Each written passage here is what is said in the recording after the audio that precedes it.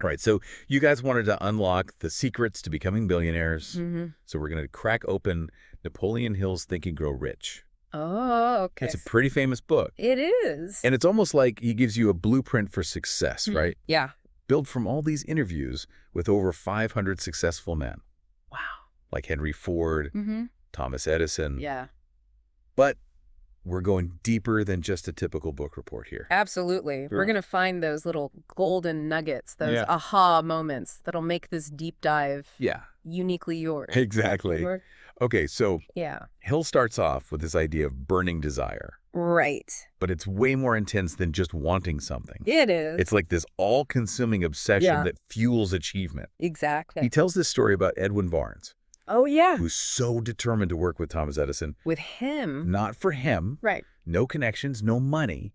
Just this intense desire. It's almost like Barnes willed himself into Edison's world. He really did. Showing up at his office with basically nothing but this crazy goal to be Edison's partner. I mean, it's pretty gutsy. It takes guts, yeah. And that's what Hill is trying to say. When desire is that strong, it pushes us past our comfort zones. Absolutely. Past the impossible. Past the impossible, yeah. It's almost like Barnes' desire alone convinced Edison. It's true.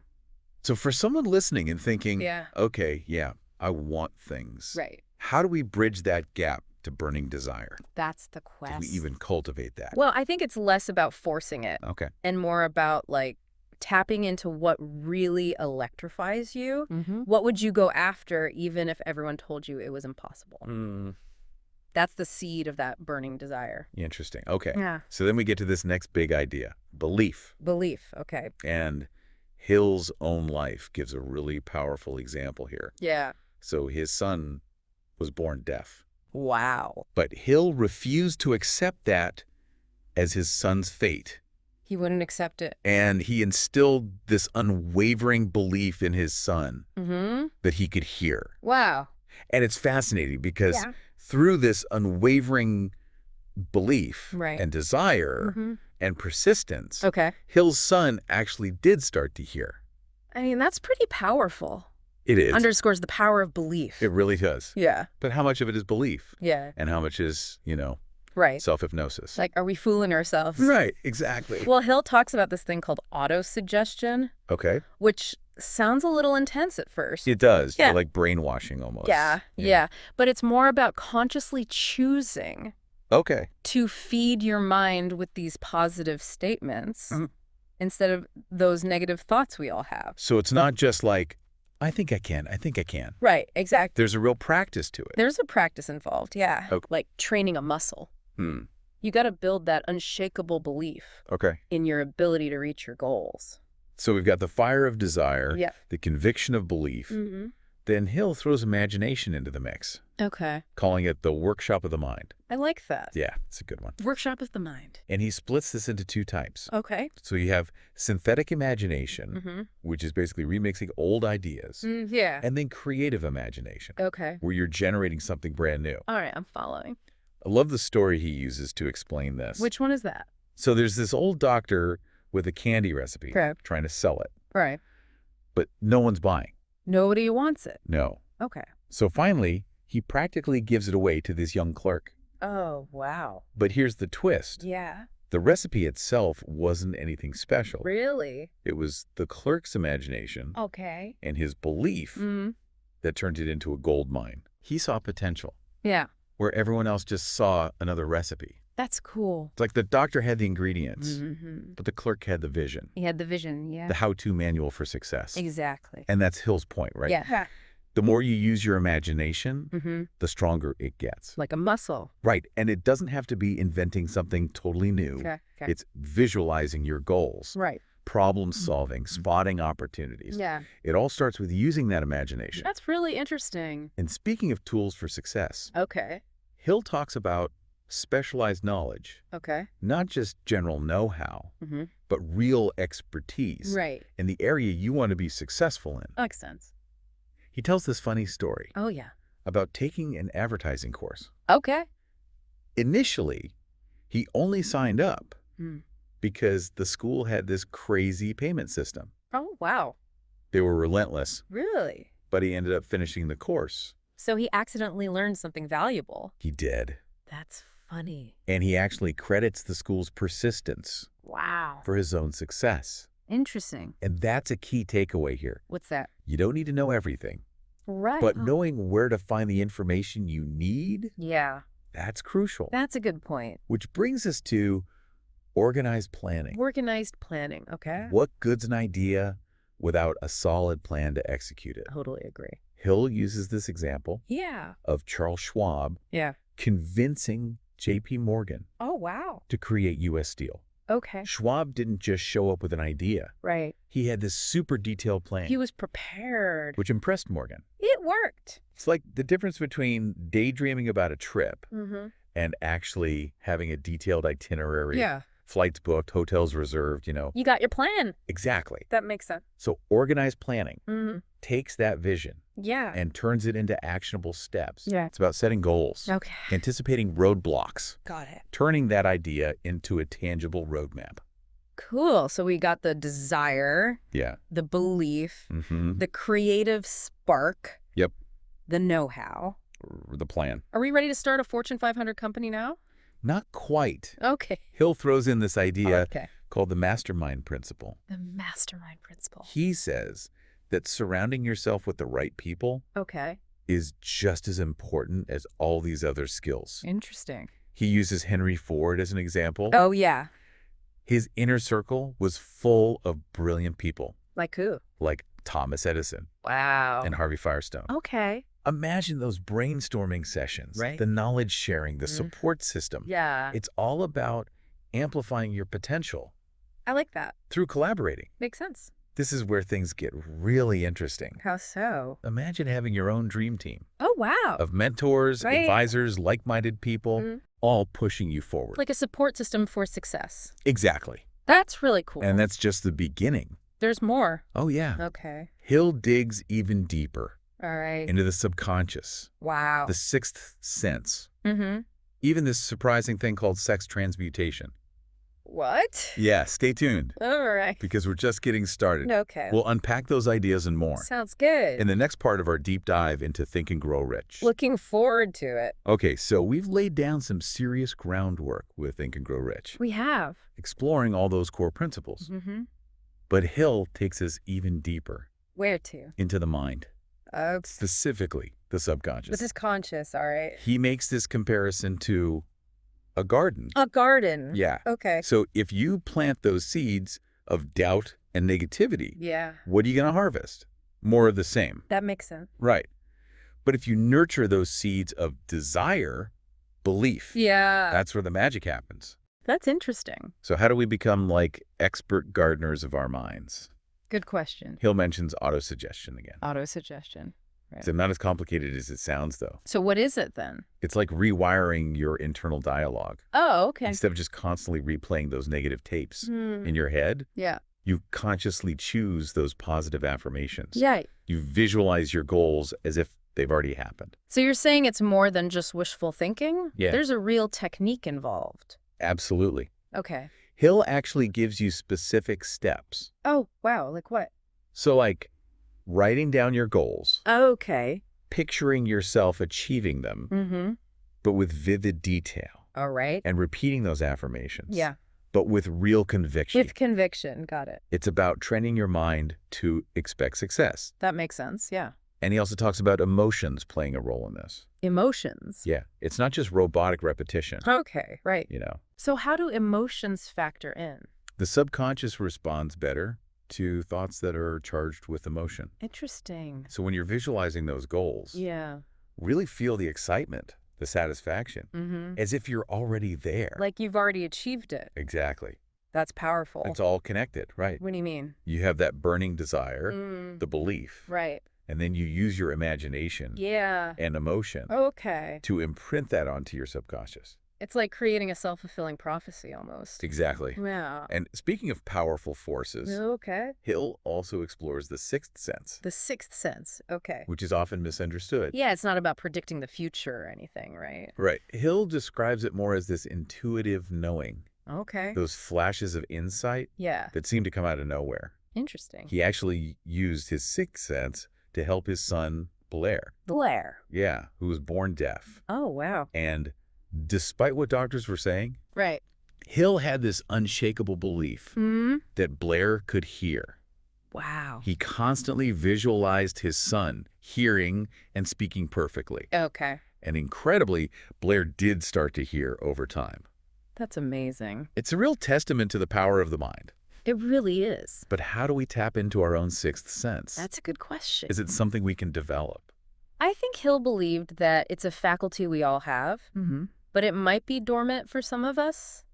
He suggests things like meditation, spending time in nature, anything that quiets the mind and allows those intuitive sparks to come through. So it's about being receptive to those gut feelings. Right, those hunches. Yeah, the ones that sometimes guide us. Exactly. It's like tuning in to a different frequency, one that's usually drowned out by the noise of everyday life. Now, this next principle is definitely one of the more controversial ones. Which one? Sex transmutation. Sex transmutation, okay. It's not what people might think at first. Yeah. What do you mean? It's not about suppressing desires. So what is it about then? Hill recognizes that sexual energy is a powerful force. Okay. But he suggests that it can be channeled. Channeled, okay. Redirected towards other creative pursuits. Oh, interesting. It's about taking that raw energy and transforming it. Into something productive. Exactly. Okay.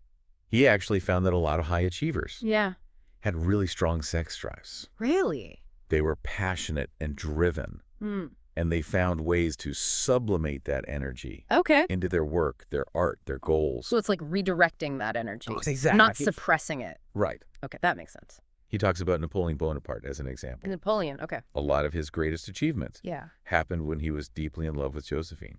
His first wife. Yes. Interesting. But when he let his logic overpower his heart and push Josephine aside, that's when his decline started. Wow. So it really is about understanding that force and using it constructively. Exactly. Not letting it control you. Right. Okay, I'm with you. So we've covered a lot of mental and emotional territory here. We have.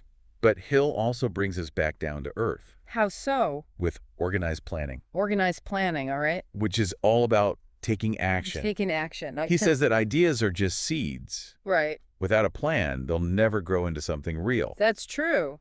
He uses the example of Charles Schwab again. Charles Schwab, okay. Who presented this super detailed plan for creating U.S. Steel. Okay. Which ultimately won over J.P. Morgan. It's like that saying, a goal without a plan is just a wish. Exactly. You got to have the plan. It's about breaking down your vision into actionable steps.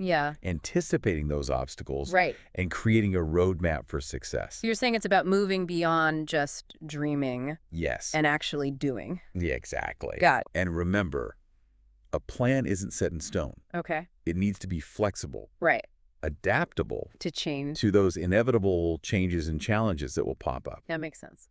So we've got our individual game plan. Yeah. But Hill reminds us about the power of collaboration. Okay.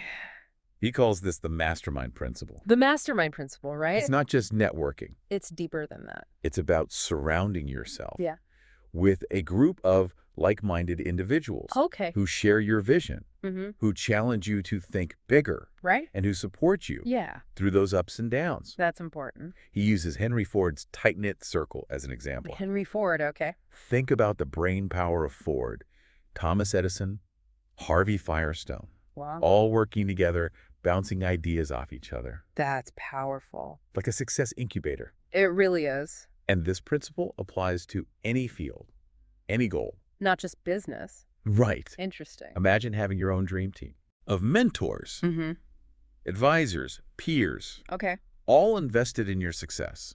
That would be amazing. It's about leveraging that power of a group to achieve something extraordinary. I like that. Okay, now things get really mystical. Mystical? How so? Hill talks about the sixth sense. The sixth sense again. This almost spiritual faculty that lets us access a higher level of consciousness. So, like our intuition. Exactly. Okay. That inner voice that whispers the right path, even if you can't explain it logically. Right. Hill believed everyone has this sixth sense. Okay. But it's often drowned out. By the noise of everyday life. Yes. That makes sense. He tells the story of Dr. Elmer R. Gates. Dr. Elmer R. Gates, okay. This inventor who developed a unique method. What did he do? For tapping into his sixth sense. Really? He would retreat to this soundproof, pitch-black room to focus his mind and wait for those flashes of insight.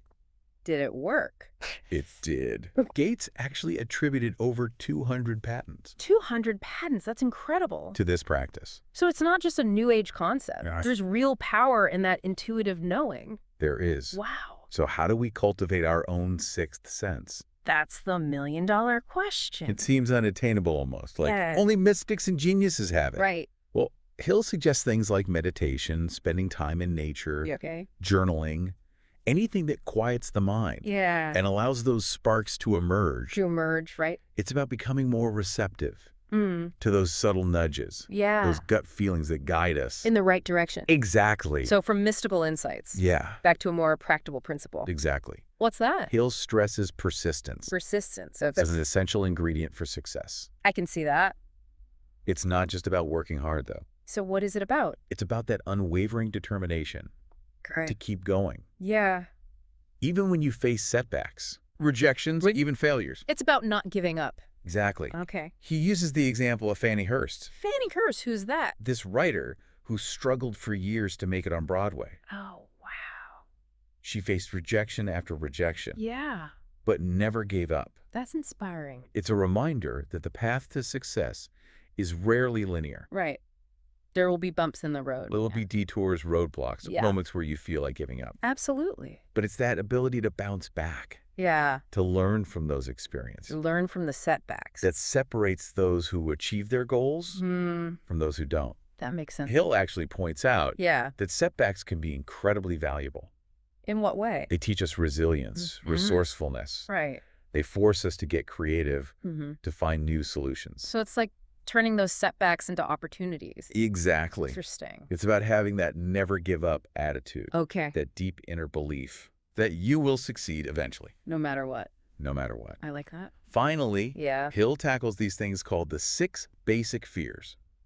6 basic fears. These insidious fears that can hold us back. Hold us back from what? From living a fulfilling life. Okay. These aren't just everyday worries. Right. He's talking about those deep-seated fears that can really paralyze us. What are those fears? So he lists them as fear of poverty, fear of criticism, fear of ill health, fear of loss of love, fear of old age, got it, and fear of death.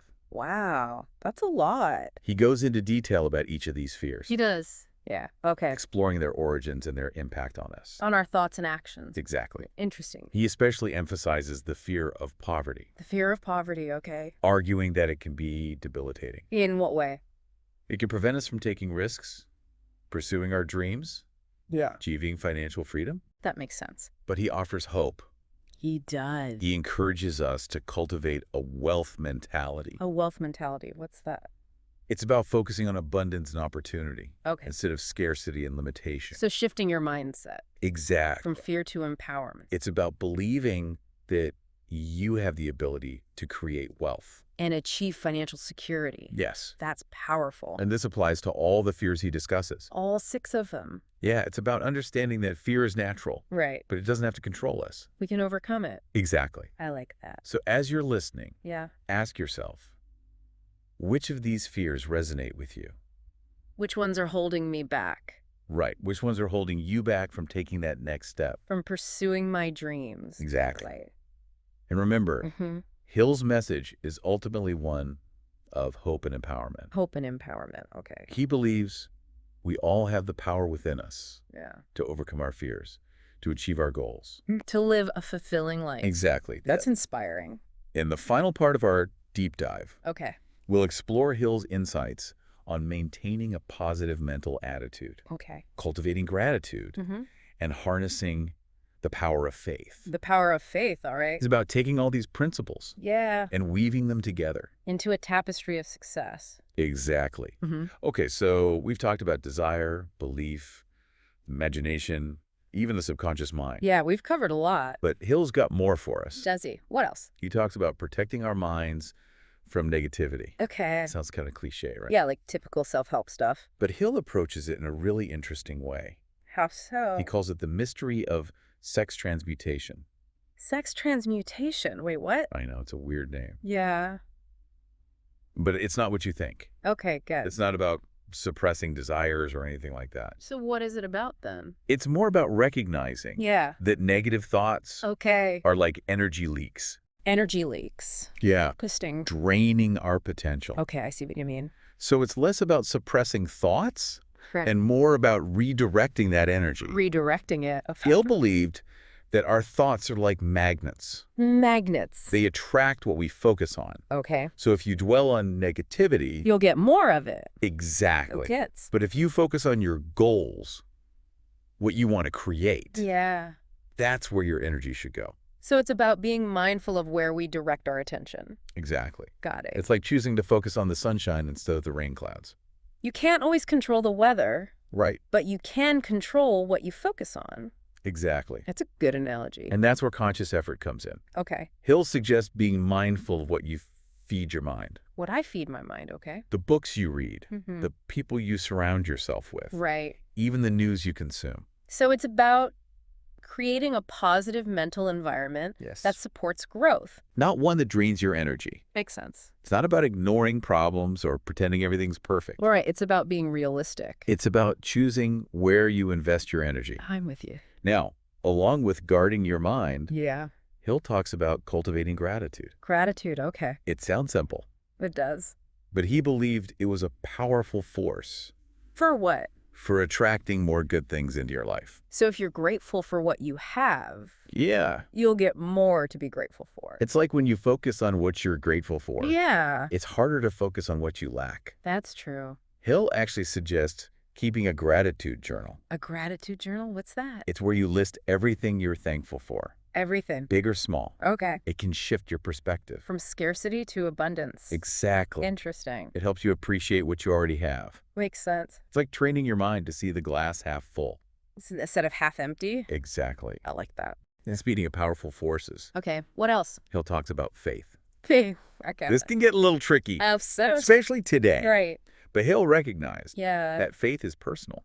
It is. He wasn't pushing any specific religion. Okay. Good. He was highlighting the power of belief Belief in what? in something bigger than yourself, Okay. whether it's God, the universe, whatever you call it. So it's about having that trust Yeah, that something is supporting you, guiding you. even when you can't see the whole picture. Exactly. I can see that. Hill believed that faith could move mountains, Wow. that it was crucial for achieving those impossible goals. Interesting. He shared stories of people who did incredible things because of their faith Their faith and their vision. and their purpose. Powerful stuff. It's about tapping into that inner strength, knowing you're not alone. So we've covered a lot in this deep dive into Think and Grow Rich. We have, from burning desire to the subconscious, from planning to gratitude and faith. It's been quite a journey. And Hill's message is clear.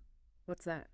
Achieving riches, whether financial or any other area. Yeah. It's not about luck or circumstance. It's about mindset. Exactly. And taking action. He reminds us that the subconscious mind is powerful. It is. And we can use it to achieve our goals. By feeding it the right thoughts. Yes, visualizing our success. Believing in ourselves. Believing we can achieve anything. It's all connected. And we talked about taking action. Right, making plans. Surrounding ourselves with the right people. Our mastermind group. Exactly. But it's not always easy. It's not. There will be challenges. Setbacks, doubts. But that's where persistence comes in. Never giving up. Learning from mistakes. Adapting. Never giving up on our dreams. Hill's message is really inspiring. It is. He encourages a positive mental attitude. Focusing on gratitude. And tapping into the power of faith. It's about believing in something bigger than ourselves. And as Hill famously said, Yeah. What the mind of man can conceive and believe, it can achieve. Wow, that's powerful. So as we wrap up this deep dive, I have one question for you, the listener. Okay, I'm listening. What world-changing idea will you bring to life? Go out there and make your mark on the world. I like that. Until next time. Keep diving deep.